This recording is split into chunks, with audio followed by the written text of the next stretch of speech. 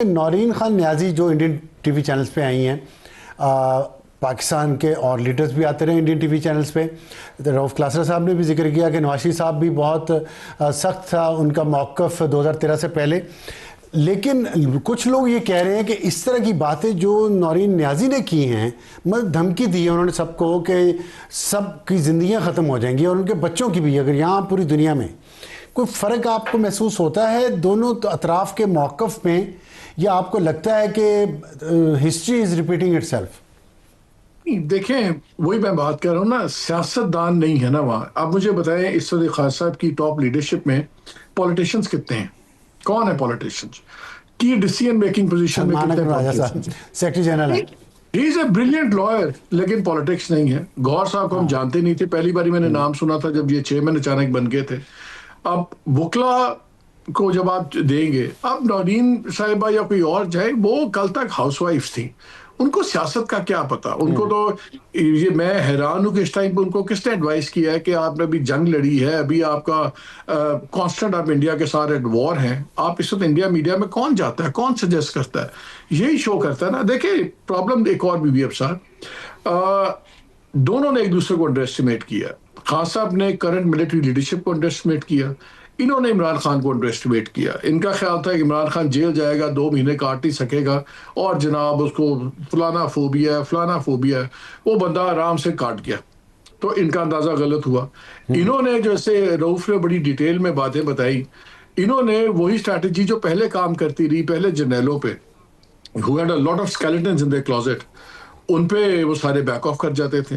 अब 2 alpha mails बैठे हुए, एक पावर देख चुका है और एक्सट्रीमली पॉपुलर है, एक के पास जेन्युइन पावर है और उस पे इंटरनेशनली जो इस वक्त आप लेवल पे वो खेल रहे हैं, उसका इस उनसे पहले कोई आर्मी चीफ उसे नेशनल लेवल पे वो पजीराई नहीं मिली भी।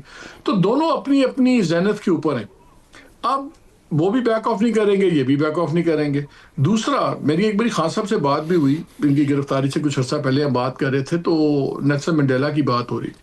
मैंने खान साहब को कहा, मैंने कहा देखें, नेल्सन मंडेला 25-26 साल अंदर रहा, वो सिर्फ अपार्टाइड की बात करता था, वो नस्ल इम्तियाज को बुरा कहता था। उसने कभी बोथा को या डी क्लार्क के बारे में कोई बात नहीं की। उसको पता था कल को उसने उनके सामने टेबल पे बैठ के निगोशिएशन करनी। अगर आपने फौज से भी बात करनी है, अगर आपने, कहते हैं कि मैंने बात ही फील्ड मार्शल से करनी है, अगर आप रोजाना गाली देंगे, रोजाना धमकियां देंगे, अगर वो बंदा चाहेगा भी तो आपसे कौन बात करेगा? आपको इस पोजीशन में छोड़ नहीं रहे, क्योंकि आपसे बात करना भी चाहे, दरवाजे खुद बंद हो रहे हैं। और देखिए, कॉम्प्रोमाइज का लफ्ज मैं नहीं बिलीव करता। आपने भी पहले बात की, रूफ भी कह रहा था, कॉम्प्रोमाइज नहीं होता। हर चीज सियासत में कॉम्प्रोमाइज नहीं होती, मनूवरेबिलिटी होती है। आप पानी की तरह होते हैं, जब 2 रास्ते बंद होते हैं तो पानी अपना रास्ता बनाता है। सियासत में भी आपको मिड से लॉन्ग टर्म देखना है। ये नहीं होता कि अगर आज एक बात कर दी, कल इस पे बात होगी। और जितनी उनकी पॉपुलैरिटी है, यकीन माने, उनको इस वक्त उनके सपोर्ट बेस में, उनकी पार्टी में, उनके फॉलोज में, उनको 7 गुना माफ है। आज इमरान खान कुछ भी बात करके बाहर आ जाए, ये लोगों की खाम ख्याली है कि जी पॉपुलैरिटी नीचे हो जाएगी, वो जी उन्होंने डील कर ली है। मसला ये है कि उनकी डील इसलिए नहीं हो पा रही कि दूसरी साइड के लोग ये कहते हैं कि अगर कोई डील हो भी जाए खान साहब से, तो खान साहब जब बाहर आएंगे उनको 1 लाख बंदा नजर आएगा, उन्होंने डील खत्म कर देनी है। सो वो गारंटी कौन करेगा? अच्छा, ये मसला है। मसला सबसे बड़ा यही है कि who will guarantee any deal और एनी अरेंजमेंट। ठीक है, एक मुख्तसर जवाब दे दें। आपने कहा, आपका एक बयान बड़ा मशहूर हुआ है कि 4.5 मई करवाना चाहती है हुकूमत, और दूसरा हम देख रहे हैं कि मौत की खबर खान साहब की फैलाई जा रही है। क्या आप समझते हैं ये डेस्परेशन है पीटीआई की कि वो मौत की खबर के ज़रिए सियासत करना चाह रही है क्योंकि बाकी कार्ड ख़त्म हो गए हैं उनके पास, या फिर हुकूमत को चाहिए कि वो कम से कम रिश्तेदारों को तो इजाज़त दे कि वो मुलाकात करें, ताकि ये जो एक एंग्जाइटी लेवल ऊपर चला जाता है पूरी दुनिया में, फिर ये बात फैल जाती है, उसका मदावा हो सके? What do you suggest? अब सर मुझे एक बात बताएं, एक बात आप समझते हैं, मैं समझता हूँ, रूप समझता है कि गवर्नमेंट अगर ये मुलाकातें होने दे तो कोई क़यामत नहीं आएगी। आपका क्या ख्याल है? गवर्नमेंट को नहीं पता? जो लोग 3-3 बारी वज़ीर आज़म बने या पार्टीज लेके, उनको नहीं पता? क्या जरदारी साहब को ये बात नहीं पता है? फौज डायरेक्टली इनडायरेक्टली पूरी 75 साल हमारी पॉलिटिक्स में इन्वॉल्व रही है, उनको नहीं पता? There is always a method to madness. मुझे तो ये यकीन होता जा रहा है कि ये एक चाहते हैं कि ये हालात बढ़े, ये कोई फोर्सफुल एक्शन करें ताकि रही सही जो इनकी बची है ताकत व्हाटएवर, उसको निजाम उसको भी क्रश करने पे दर पाए। मैं इसको एरोगेंस ऑफ पावर समझता हूँ, गलत फैसला है, बट मुझे तो ये पैटर्न नजर आ रहा है कि पीटीआई को मजबूर करो कि ये आए सड़कों पे, कोई इस्लामाबाद प्रोवोक किया जा रहा है, ठीक है, ताकि जो रही सही है वो भी पूरी कर दे। रऊफ साहब, आप समझते हैं कि ये पॉलिसी हुकूमत की मेथड इन द मैडनेस है या वाकई पॉलिसी दुरुस्त होनी चाहिए? नहीं, मैं उससे मालिक से एग्री करता हूँ, बल्कि मैंने एक और इस पे एक रीडिंग है मालिक साहब से, थोड़ी सी मिलती जुलती है बट इन डिफरेंट पर्सपेक्टिव। उससे पहले कि मैं आऊँ, मुझे याद पड़ता है कि जो उन्होंने बात की ना, हुकूमतें इस तरह की एरोगेंस पावर का मुजाहरा करते हैं। असली जरदारी साहब मेरा ख्याल लियारी या कुलांडी जेल में थे, 90s की बात है, तो बेनज़ीर भुट्टो साहब जब पोजीशन में थी तो वो भी ये कहते थे कि जरदारी साहब पे टॉर्चर हो रहा है, फलान हो रहा है, ये हो रहा है। तो कोई सहाफ़ियों का मेरा ख्याल है उस वक्त के वज़ीर दाखिला थे, उन्होंने इनको ये अलाउ किया था, शायद मालिक भाई भी होंगे, इन्हें याद होगा, वहाँ पे ये साथ गए थे या नहीं थे।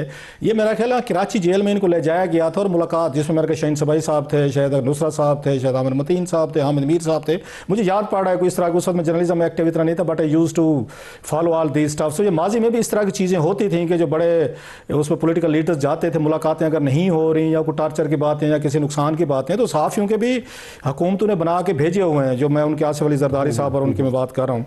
एक चीज़, दूसरी चीज़ जो मैं एक समझता हूँ कि एस्टेब्लिशमेंट इमरान खान साहब पे उन्होंने PhD की हुई है।